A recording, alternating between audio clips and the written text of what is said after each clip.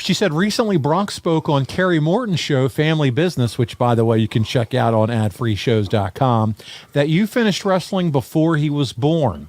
My question is, are there specific matches of yours that you made sure to show Brock or made sure that you and Brock have watched together? You know what? I have never said, sit down on the couch, I want to show you this match. Now, he has watched a ton on his own in the privacy of his room.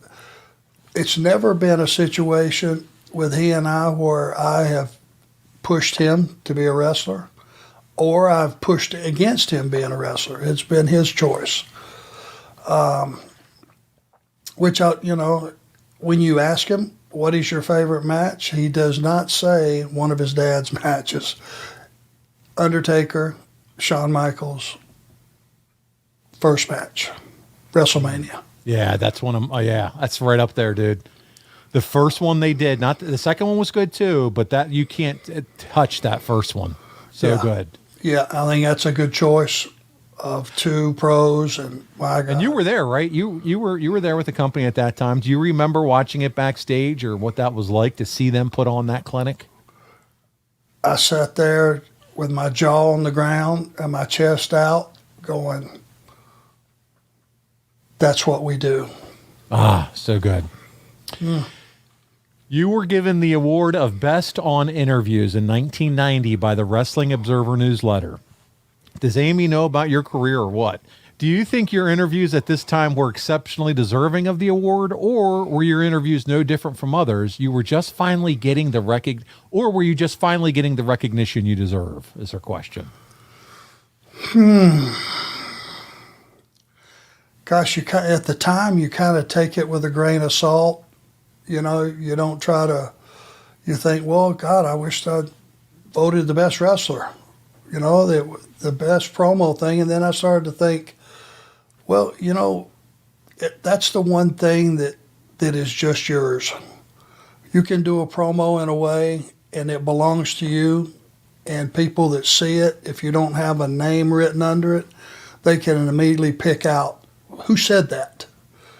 And I think there's a lot of power in that because that will last a lifetime. There are people that can't remember matches or finishes from 20 years ago, but a promo that you did, for some reason, they never forget it because it has a bearing on their life. It affects their life.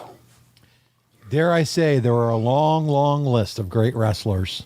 I don't think the list is as long as great wrestlers that delivered promos, great promos. I think you're probably right. And if I'm included in that group, oh, hell yeah. It's just a simple formula. People ask me about, what's the formula and all that. I had a simple theory about it. I talk to you, I don't talk at you. And the example I'm trying to make, I put it in terms of everyday layman can understand. And when it's done, you understand the message that was sent to you. Plain, intense, powerful, nothing special, or you didn't act like you said last week, the line that you said about putting your head through a fan or whatever out the window kind of thing. That's just jargon that mama taught you on the back porch down in Rome, Georgia. You know what I mean? It's just you're using phrases that's real talk, real speak, but it's making a point, and it's the delivery of it. And the point of it is, when it's all said and done, that you got the message. That's it. Oh, hell yeah.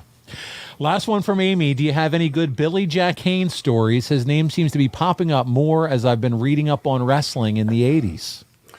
I was never around Billy too much when I first got to Charlotte. Ole and I wrestled him in Wahoo and a few tags. I know that the guy had one of those bodies that you didn't forget.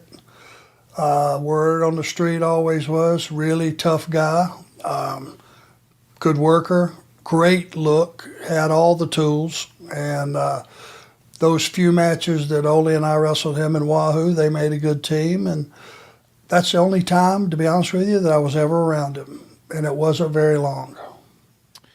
There you go. Amy, Allison, thank you for being loyal listeners and representing that female demographic for the Arn Show. We appreciate your listening and participation in the show, Arn.